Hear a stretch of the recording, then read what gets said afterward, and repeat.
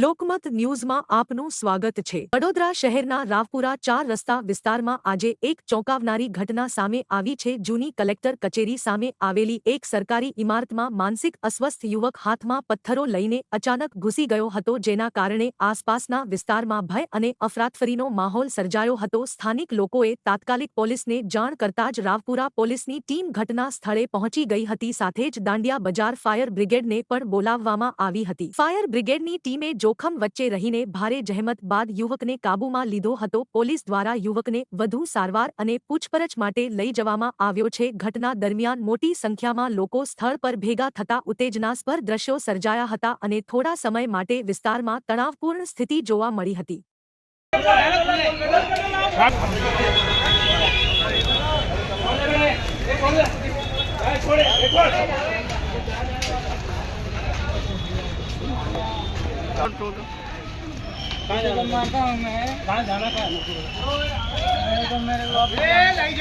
एक माणस चढ़ी गयो છે ઇલેક્ટ્રિક થાંભલા પર। એવો કોલ મળતા અમે અમારી ટીમ તરત પહોંચી ગઈ હતી।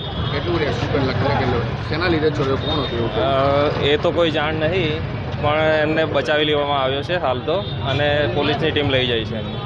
કેટલા વાગે આપણને કોલ મળ્યો હતો, કેટલો સમય લાગ્યો? આવતા 10 મિનિટ લાગી। 10 મિનિટ પહેલાં કોલ મળ્યો હતો ને તરત જ જેમ કોલ મળતા અમે અમારી ટીમ પહોંચી ગઈ હતી। અસ્થિર મગજ એવું લાગે, એવું કંઈ લાગે? હા, જોતા એવું લાગે છે, થોડું અસ્થિર મગજ છે, પણ હવે એ તો તપાસ કરતાં ખબર પડશે। ઉત્પલ પટેલ, સબ ફાયર ઓફિસર। ના, હાથમાં પથ્થર અને લોખંડનો સળિયો હતો, જેથી લોકોને વાગી જાય એવી શક્યતા હતી।